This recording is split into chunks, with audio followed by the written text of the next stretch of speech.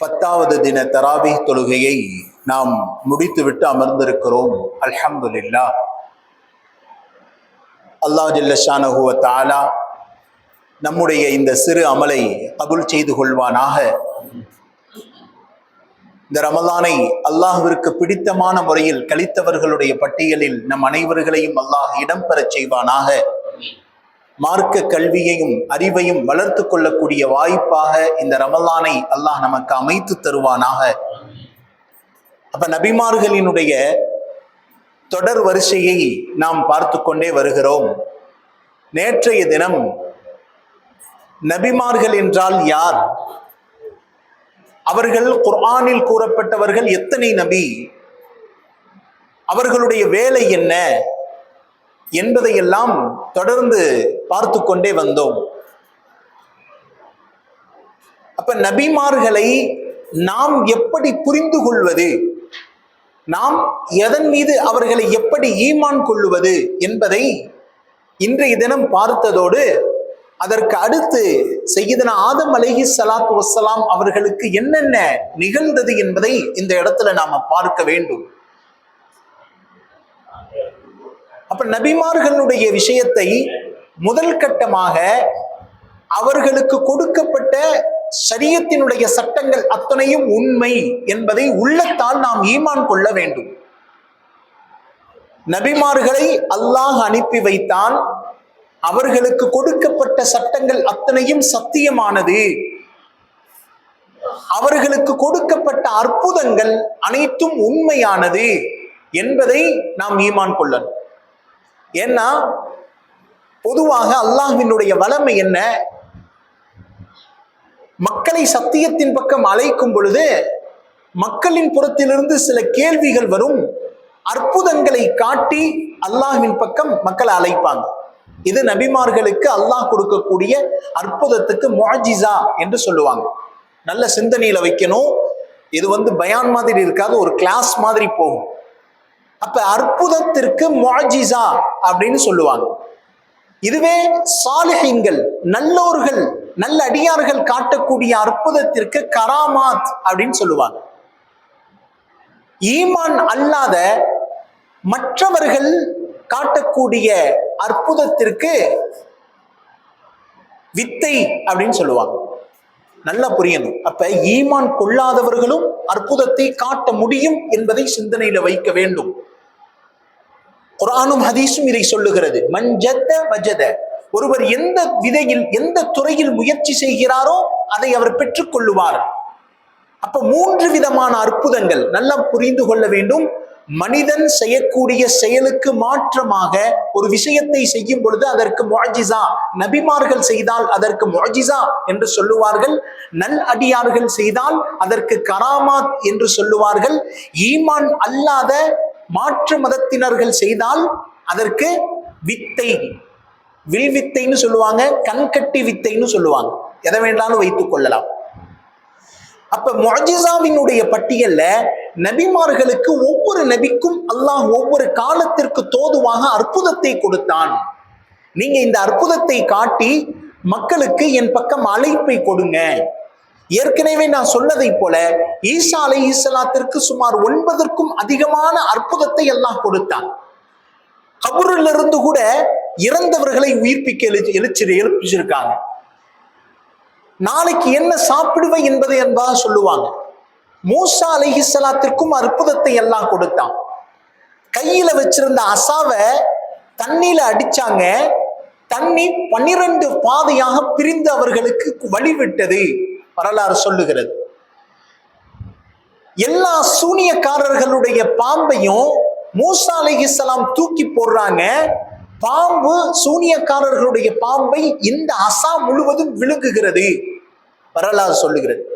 அப்ப நபிமார்களுக்கு கொடுக்கப்படக்கூடிய அற்புதம் முஅஜிஸா, மாற்று மதத்திற்கு கொடுக்கப்படக்கூடியது வித்தை. அதுதான் அல்லாஹ் குர்ஆன்ல எப்படி வார்த்தையை பயன்படுத்துவான்னா, சூனியக்காரர்கள் தூக்கி எறிந்தது பாம்பை போல காட்டப்பட்டது, ஆனா உண்மையான பாம்பல்ல. இப்ப நாம பார்க்கணும், சூனியக்காரர்கள், மந்திரவாதிகள் என்னங்க, இவர்கள் எல்லாம் அற்புதம் செய்வார்கள், நடக்கும். ஆனால் உண்மையை போல பிம்பம் தானே இருக்குமே தவிர உண்மை இல்லை. ஆனால் நபிமார்கள் செய்வது உண்மையாகவே அல்லாஹ் காட்டக்கூடியது. மூசா அலைஹிஸ்ஸலாம் பாம்பை தூக்கி போட்டவுடன் சூனியக்காரர்கள் தூக்கி போட்ட பாம்பின் போன்ற பிம்பத்தை இந்த உண்மையான பாம்பு விழுங்க ஆரம்பித்தது.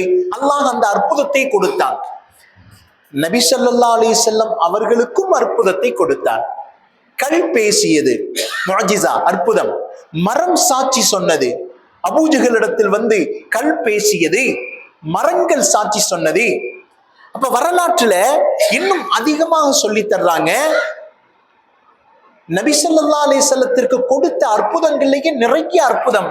முதலாவது அந்நஸீஹத்து நாத்திகா, பேசக்கூடிய அற்புதம், அது அல் குர்ஆன். இரண்டாவது அற்புதத்தையும் பல நபிமார்களுக்கு கொடுத்ததை விட அல்லாஹ் சிறந்த அற்புதத்தை ரசூலுல்லாஹ்வுக்கு கொடுத்திருந்தான். அதுல ஒன்றுதான் சந்திரனை இரண்டாக பிளந்தது. மிகப்பெரிய அற்புதம். என்னங்க, 1960 ரஷ்யா, அதாவது சோவியத் யூனியன்ல சார்பில் ரஷ்யா விண்வெளி பயணத்துக்கு சந்திர மண்டலத்துக்கு ஒரு நாயை விட்டது.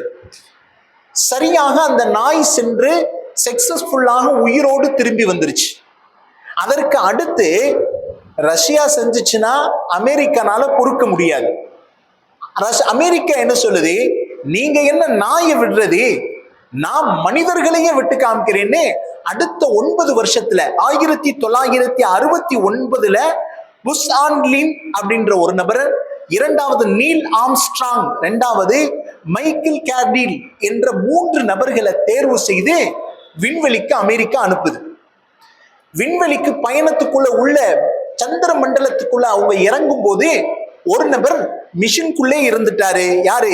மைக்கேல் கேர்டில் என்று சொல்லக்கூடிய நபர் அந்த மிஷினுக்குள்ளேயே இருந்துட்டார். இது 2 நபர்கள், ஒன்னு நீல் ஆம்ஸ்ட்ராங், அதுக்கப்புறம் புஷ் ஆல்ட்ரின் என்று சொல்லக்கூடிய 2 நபர்கள்ல முதலாவது நீல் ஆம்ஸ்ட்ராங் சந்திர மண்டலத்துல முதலில் காலடி பதிக்கிறார்.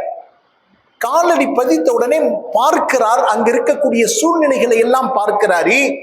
பார்த்துட்டு கீழே வந்து சக்சஸ்ஃபுல்லா போயிட்டு இறங்கிட்டு வந்துட்டாங்க.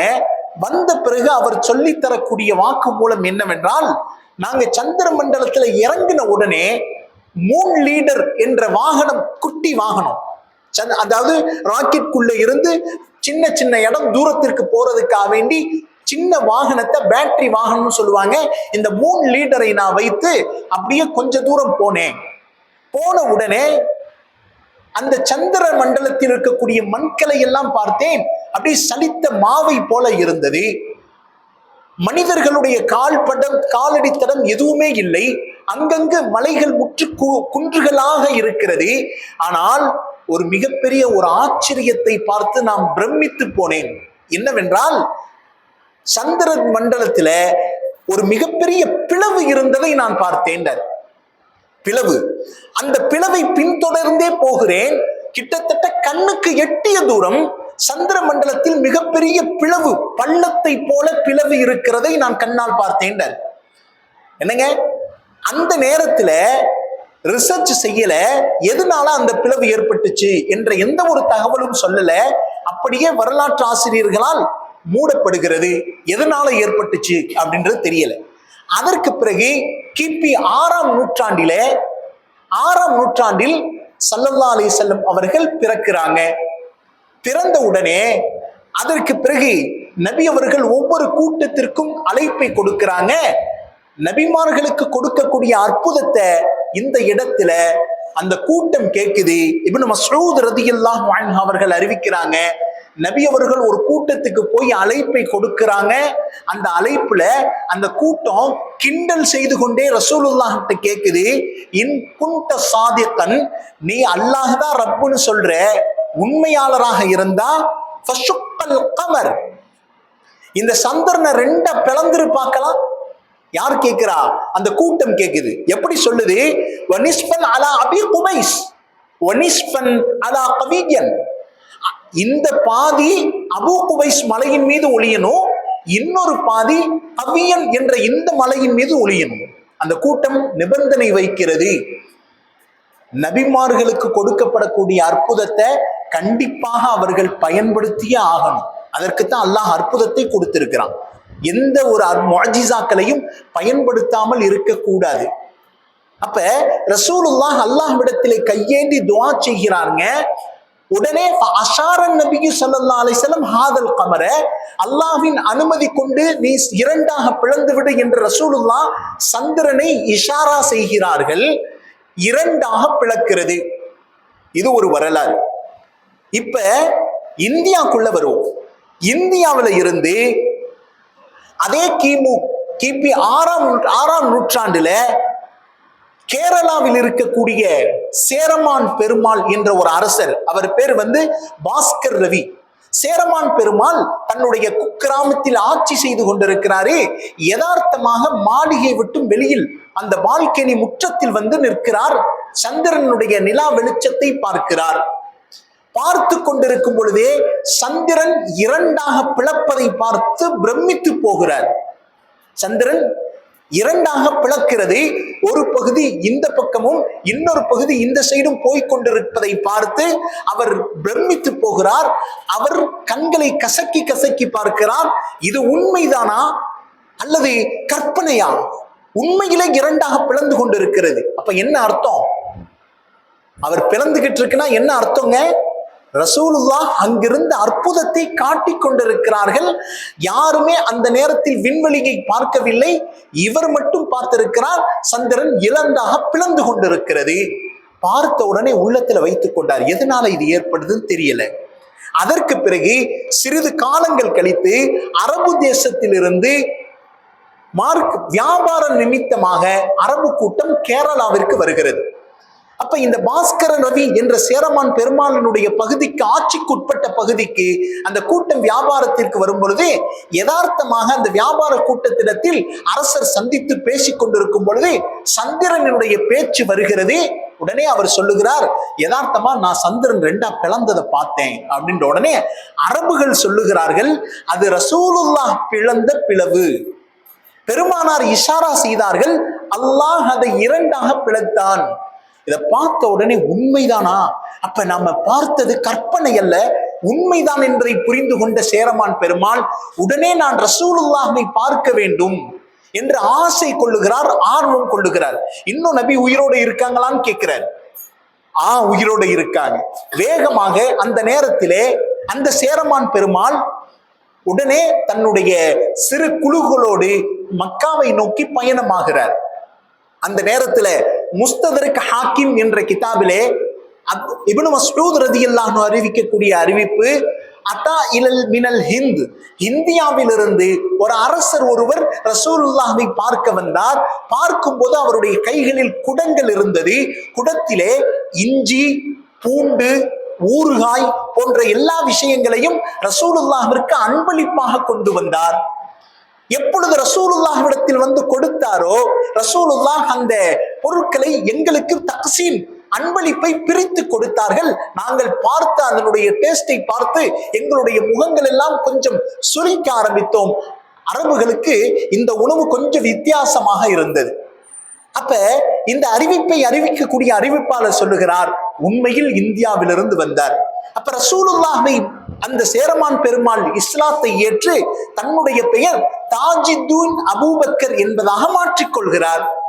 மாற்றிக்கொண்டு அவர் தன்னுடைய ரசூலுல்லாஹ்விடத்தில் கோரிக்கை வைக்கிறார், யா ரசூலல்லாஹ், எங்களுக்கும் இஸ்லாத்தின் பக்கம் அழைப்பு கொடுக்க ஒரு ஜமாத்தை அனுப்புங்க என்று கோரிக்கை வைத்த உடனே ரசூலுல்லாஹ் ஒரு ஜமாத்தை அனுப்பி வைக்கிறாங்க. எப்பொழுது யமன் தேசத்து பகுதியினுடைய கடற்பகுதியிலே இவர் இந்த கப்பல் நெருங்கும் பொழுது இவருக்கு மரண மௌத் ஏற்படுகிறது. அதே இடத்திலேயே வஃபாத் ஆகி விடுகிறார். அவருடைய பெயரில் இதுவரைக்கும் சேரமான் பெருமானுடைய மஸ்ஜித் நினைவு அரங்கமாக நின்று கொண்டிருக்கிறது. அப்ப யோசித்து பார்க்கிறோம், நபிமார்களுக்கு அல்லாஹ் அற்புதத்தை கொடுத்தது ஏதோ கற்பனையில் அல்ல, உண்மையாகவே நிதர்சனமாக அறிவியலாலும் நிரூபணமாகி இருக்கிறது என்பதை நம்மால் பார்க்க முடிகிறது. அப்ப இது போன்ற அற்புதங்களை அல்லாஹ் ஜல்ல ஷானஹு வ தஆலா ஒவ்வொரு மனிதர்களுக்கும் கொடுக்கிறான். நபிமார்கள்ட்ட அப்ப நாம முக்கியமாக சிந்தனையில் வைக்க வேண்டியது இதுதான். நபிமார்களுக்கு கொடுக்கப்படக்கூடிய அற்புதம் இருக்கிறதே, இது சாதாரணமான விஷயம் இல்லை. ஆதம் அலைஹிஸ்ஸலாத்து வஸ்ஸலாம் இந்த தொடர்ல நாம இப்ப உள்ள வர்றோம். நபிமார்களுடைய சில்சிலா தொடர் இங்கிருந்து ஆரம்பமாகிறது. எப்பொழுது ஆதம் அலைஹிஸ்ஸலாத்து வஸ்ஸலாம் அவர்கள் அந்த பூமியில இறக்கப்பட்டு தன்னுடைய பிச்சனங்களோடு வாழ்ந்து வருகிறார்களோ, அந்த நேரத்தில் அல்லாஹ் பூமியில் மிகப்பெரிய பரக்கத்தை செய்திருந்தான்.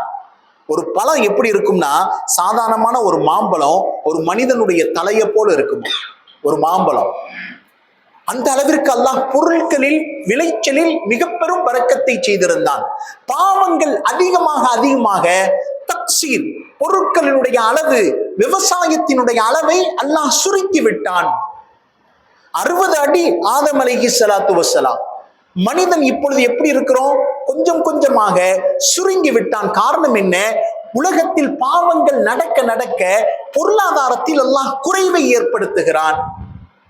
பொருட்களில் வளர்ச்சியில் அல்லாஹ் குறைவை ஏற்படுத்துகிறான். அதனால தான் குர்ஆனில் பல இடங்களில் அல்லாஹ் சொல்லுகிறான், நீங்க பாவ மன்னிப்பு கேளுங்க, உங்களுக்கு மறுபடியும் இழந்த வளர்ச்சியை மீட்டு தருகிறோம். நீங்க பாவ மன்னிப்பை கேட்க கேட்க அல்லாஹ் உங்களுக்கு மலைகள் இல்லையா, மலைகளை தருகிறோம். உங்களுக்கு வியாபாரத்தில் கொடுக்கல் வாங்கலில் பிரச்சனைகளா, இஸ்திக்ஃபாரை செய்யுங்க, தொடர்ந்து அதை மீட்டு தருகிறோம் என்கிறார். அப்ப ஆதம் அலைஹிஸ்ஸலாத்து வஸ்ஸலாம் நேரத்தில் இருந்த நேரத்தில் பொருளாதாரத்தில் எல்லா இடத்திலையும் மிக பெரும் பரக்கத்தை ஆதம் அலைஹிஸ்ஸலாத்து வஸ்ஸலாம் பார்த்தாங்க. தங்களுடைய பிள்ளைகள் நன்றாக சந்தோஷமாக வாழ்ந்து கொண்டிருக்கும் பொழுது இடையில் அவர்களுக்கு ஒரு மரதுல் மௌத், அதாவது ஒரு மிகப்பெரிய ஒரு காய்ச்சல் நோய் ஏற்படுகிறது. காய்ச்சல் நோய் ஏற்படுகிறது. ஏற்பட்ட உடனே ஆதம் அலைஹிஸ்ஸலாம் தங்களுடைய பிள்ளைகிட்ட சொல்றாங்க, சொர்க்கத்து கனி சாப்பிட்ட அந்த பழத்தினுடைய ருசி இன்ன வரைக்கும் நாவிலே இருக்கிறது. அந்த கனியை மறுபடியும் கிடைக்க எங்கேயாவது கிடைக்குதான் போய் பார்த்துட்டு வா என்று தங்களுடைய பிள்ளைகள்கிட்ட அனுப்புறார். அனுப்பும் பொழுது அந்த பிள்ளைங்க எல்லா இடங்கள்லையும் சுற்றி முற்றி பார்க்கிறாங்க. சொர்க்கத்து கனி உலகத்துல எங்க கிடைக்கும்? கிடைக்காது. உடனே போகும் வழியில எல்லா கனிகளை தேடிக்கொண்டிருக்கும் பொழுது சொர்க்கத்து கனியை இங்க கிடைக்கவே இல்லை. மலக்குமார்கள் என்ன செய்யறாங்க? எங்க தங்களுடைய பிள்ளைகளை இடைமறித்து கேட்கிறாங்க, என்ன தேடிக்கிட்டு இருக்கிறீங்க? இல்ல, எங்களுடைய பாவா தந்தை ஆதமிற்கு சொர்க்கத்தினுடைய கனி வேண்டுமா அப்படின்ற உடனே, இல்லை இல்லை, இந்த நோய் அவர்களுக்கு மறுபடியும் மீண்டு வராது. அவர்களுடைய இறுதி நிலையை அறிவிக்கக்கூடிய இந்த நோய் என்னங்க, ஆதம் அலைஹிஸ்ஸலாத்து வஸ்ஸலாத்திற்கு என்ன கனிகள் சாப்பிட்டாலும் இப்பொழுது அவர்களுடைய இறுதி நேரத்தை அவர்கள் நெருங்கி கொண்டிருக்கிறார்கள் என்று உணர்த்தவே மலக்குல் மௌத் வேகமாக ஆதம் அலைஹிஸ்ஸலாத்து வஸ்ஸலாம் வந்து அனுமதி கேட்கிறாங்க.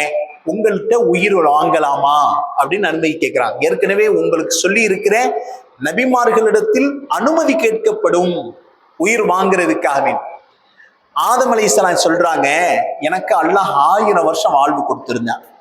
நீங்க இப்போ வந்திருக்கு 950 வயசுலயே வந்துட்டீங்க, இன்னும் 50 வருஷம் எனக்கு பெண்டிங்ல இருக்கு, என்ன அதுக்குள்ள வந்துட்டீங்களேன்னு கேட்கும் பொழுது மலக்குல் மௌத் நினைவுபடுத்துகிறார், நீங்க ஆலமி அருவாகில் இருக்கும் பொழுது உங்கள் பிள்ளை ஒரு ஆளுக்கு 50 வயசு கொடுத்தீர்கள் அல்லவா அப்படின்ற.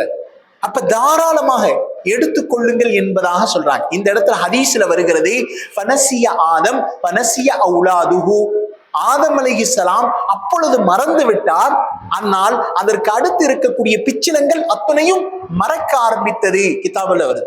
இப்ப இந்த இடத்துல பாக்குறோம், ஆதம் அலைஹிஸ்ஸலாத்து வஸ்ஸலாம் இந்த மறக்கிறாங்க என்கிறாரே, இதுக்கு அரபியில நிசியான்னு சொல்லுவாங்க. மறதி என்பது சில இடங்களில் நிஅமத்தாக, அருட்கொடையாக அல்லாஹ் மனிதனுக்கு தந்திருக்கிறான். வாழ்க்கையில சில பிரச்சனைகள் இருக்கலாம், அது இன்று மறந்துட்டான் அப்படின்னா அவன் நிம்மதியாக தூங்க முடியும். மறதி என்பது இறைவன் ஒரு மனிதனுக்கு கொடுக்கக்கூடிய மிகப்பெரிய அருட்கொடை. சில நேரங்களில் அது சோதனைகளாகவும் அமைகிறது. ரசூலுல்லாஹ்வுக்கும் மறதி ஏற்பட்டுச்சு. ஒரு சமயம் அந்த ஹதீஸ்ல அறிவிக்கிறாங்க, அபூ ஹுரைரா ரலியல்லாஹு அன்ஹு ஸல்லா பினா ரசூலுல்லாஹி ஸல்லல்லாஹு அலைஹி வஸல்லம் ஸலாத்துல் அஸ்ர், ஒரு நேரம் நபி அவர்கள் அஸ்ர் தொழுகையை தொழ வைத்தார்கள். அந்த நேரத்துல 2 ரக்அத் சலாம் கொடுத்து முடித்தார்கள். நாங்க கேட்டோம், அக்ஸிரத்தி ஸலாத்து அம் நஸீத யா ரசூலல்லாஹ், யா ரசூலல்லாஹ் 4 ரக்அத் வலமையா தொழுதுட்டு இருப்பீங்களே, இப்ப 2ஓட முடிச்சிட்டீங்களே, இல்ல வஹி வந்து 2ஆ மாத்திருச்சா அல்லது நீங்க மறந்துட்டீங்களா? வஹி வந்து 4 ரக்அத் தொழுகையை 2ஆ குறைக்க சொல்லிட்டாங்களா அல்லது நீங்க மறந்துட்டீங்களா? ரசூலுல்லாஹ் கேட்கிறாங்க, அப்படியெல்லாம் ஒன்றும் இல்லையே, நான் 4 ரக்அத் தானே தொழ வைத்தேன் அப்படின்றாங்க. அப்ப சஹாபாக்கள் பக்கம் திரும்பி கேட்கிறாங்க. சஹாபாக்கள் சொல்றாங்க, நான் யா ரசூலல்லாஹ் 2 ரக்அத்தா தொழுக வச்சீங்க. அப்ப இந்த நேரத்திலே ஸல்லல்லாஹு அலைஹி வஸல்லம் ஃபதகத்தம பிஹன் நபி ஸல்லல்லாஹு அலைஹி வஸல்லம் ஃபயுஸல்லி மா பக்கிய மினர் ரக்அத்தைன், நபி அவர்கள் தொழுதுவிட்டு கடைசியாக நிவர்த்தி செய்யும் முகமாக சஜ்தா சஹ்வு, மறதியின் சஜ்தாவை அந்த இடத்தில் முதலில் அல்லாஹ் கடமையாக்குகிறான். இப்ப பாருங்க, நபி அவர்கள் மறக்காம இருந்திருந்தாங்க, 4 ரக்அத்தை பெர்ஃபெக்ட்டா தொழுக வைத்திருந்தாங்கன்னா சஜ்தா சஹ்வு நமக்கு கிடைச்சிருக்காது. ஒரு மனிதன் தொழுகையில் ஏதேனும் மறதியில் ஏற்பட்டு விட்டால், ஏதேனும் ஒரு சின்ன தவறுகள் செய்து விட்டால், சஜ்தா சஹ்வு செய்துட்டா அல்லாஹ் நிவர்த்தியாக்கி விடுகிறான். இப்ப சில நேரங்களில் மறதி என்பது நிஅமத், அருட்கொடையாக மாறுகிறது. அதான் சொல்லுவாங்க, என்னங்க, ஒருத்தன் தொழுதுகிட்டு இருக்கும் போது தொழுகையில கடைசி ரக்காத்துல சஜ்தா சஹ்வு செஞ்சானா, எல்லாரும் கேட்கிறாங்க, நல்லா கரெக்டா தானப்பா தொழுத, எந்த ஒரு மிஸ்ஸிங்கும் இல்லையே அப்படின்ற உடனே அவன் என்ன விளங்கி வச்சுக்கிட்டான், 3ஆவது ரக்காத்துல எனக்கு ஒழு போயிருச்சு, அதனால சஜ்தா சஹ்வு செய்றேன்றான். என்னங்க, யோசித்து பார்க்கிறோம். அல்லாஹ் மறதி என்பது மிகப்பெரிய நிஅமத்தாக, அருட்கொடையாக மனிதர்களுக்கு தந்திருக்கிறான். 2 ஓனர் பேசிக்கிட்டாங்களாம். என்ன, என்கிட்ட வேலை செய்யற 2 பேரு எப்படி மறப்பாங்க தெரியுமா, ரொம்ப அடிமட்ட ஆளா இருப்பாங்க, இப்ப பாரு அப்படின்ட்டு 2 பேர் பேசிக்கிறான். உன்னை விட என்கிட்ட வேலை செய்யறவன் உன்னை விட பெரிய முட்டாள்றான். இல்ல யாருன்னு பாத்துருவோம் அப்படின்ட்டு ஒரு ஓனர் ஒரு ஆளை கூப்பிடுறா, இங்க வாயா அப்படின்னு 10 ரூபாய் எடுத்து கையில கொடுத்து நேரா ஷோரூம் போய் BMW கார் வாங்கிட்டு வா அப்படின்னோடனே, சரி எஜமான் அப்படின்னு கிளம்பி போறான். ஷோரூம்ல போய் BMW காரை வாங்கிட்டு வா அப்படின்னு 10 ரூபாய் கையில எடுத்து கொடுத்துனோடனே போறேன்னு எஜமான் போறான். ஓலை அப்படியா, இப்ப பாரு ஏழை பாரு அப்படின்னு அவனை கூப்பிடுறான். கூப்பிட்ட உடனே இங்க வா அப்படின்னு சொல்லுங்க முதலாளி, வீட்டுல நான் இருக்கனான்னு போய் பார்த்துட்டு வான்னு அனுப்புறான். என்னங்க, சரிங்க அப்படின்ட்டு வெளியே பேசிக்கிட்டே போறாங்க. 2 பேரும் வெளியே பேசுறாங்க. என்ன பேசுறாங்க, ஏன் எஜமான் பெரிய முட்டாளியா, என்ன சொல்றாரு, என்ன சண்டே இன்னைக்கு ஞாயிற்றுக்கிழமை எப்படி BMW ஷோரூம் திறந்திருக்கும், என்ன இப்போ வாங்கிட்டு வர சொல்றாரு அப்படின்ற உடனே இவன் சொல்றியா, ஓ எஜமான் பெரிய முட்டாள்னா ஏன் எஜமான் அதுக்கு மேல, ஏன் அவர் வீட்டுல இருக்காரான்னு பார்த்துட்டு நான் வரணுமா, ஏன் அவரே போன் பண்ணி கேட்க வேண்டியதானே. என்னங்க, அப்ப மறதியின் மூலமாக மனிதன் எந்த அளவிற்கு நிலை உழைக்கப்படுகிறான் யோசித்து பார்க்கிறோம். சில நேரங்களில் அல்லாஹ் மறதியை நிஅமத்தாக தந்து விடுகிறான். சில நேரங்களில் அது பெரிய சோதனைகளாக அந்த இடத்தில் மாற்றப்படுகிறது. அப்ப ஆதம் அலைஹிஸ்ஸலாத்து வஸ்ஸலாம் மறந்தாங்க. அந்த மறதி தொடர்ந்து பிச்சிலங்கள் கடைசி மனிதன் வரைக்கும் அது தொடர்ந்து கொண்டே இருக்கிறது என்பதாக வரலாற்றில் பதிவு செய்கிறாங்க. சில சஹாபாக்களுக்கு அலாரீதியான மறதி இல்லாம ஞாபக சக்தியை தந்திருக்கிறார். அபூ ஹுரைரா ரலியல்லாஹு சொல்றாங்க, ஹதீஸ் கலையிலேயே அதிகமான ரிவாயத்துக்களை அறிவித்தது அபூ ஹுரைரா. ஆனா இந்த அபூ ஹுரைரா ஆரம்பத்துல எப்படி இருந்தாங்க தெரியுமா, ஒண்ணு படிச்சாலும் மறந்து போயிருமா, எனக்கு எதுவுமே நினைவில் இருக்காது யா ரசூலல்லாஹ், அழுகுவாங்க. ஒரு சமயம் நபி அவர்கள்ட்ட வந்து, யா ரசூலல்லாஹ் நீங்க சொல்லக்கூடிய ஹதீஸ்களை நான் எழுதணும், ஞாபகம் வைக்கணும்னு நினைக்கிறேன், படிக்கிறேன், மறந்து விடுகிறது யா ரசூலல்லாஹ், என்ன செய்வது என்று சொல்ல ரசூலுல்லாஹ் அவங்களை அருகே அழைத்து தன்னுடைய தோளில் இருக்க துண்டை எடுத்து கீழே விரித்து தன்னுடைய உள்ளத்திலிருந்து ஏதோ அள்ளி போடுவதை போல சைக்கினை செய்கிறாங்க. அதை அடி மூடி அபூ ஹுரைராவிடத்தில் கொடுத்து சொல்றாங்க, இதை உன் நெஞ்சோடு அணைத்துக்கொள் அப்படின்றாங்க. அபூ ஹுரைரா ரலியல்லாஹு அன்ஹு அந்த துண்டை எடுத்து தன் நெஞ்சோடு அணைத்துக் கொள்கிறார்கள்.